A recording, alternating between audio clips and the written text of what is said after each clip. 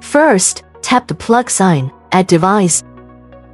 Second, select Smart Doorbell, pair by AP connection. Third, press and hold the reset button for 3 to 5 seconds. Will you hear the prompt tone or see the indicator light flashing quickly? Confirm the check and tap Next. Then, tap Set up Wi-Fi. Find the Wi-Fi starting with Care AP in the Wi-Fi list and tap to connect.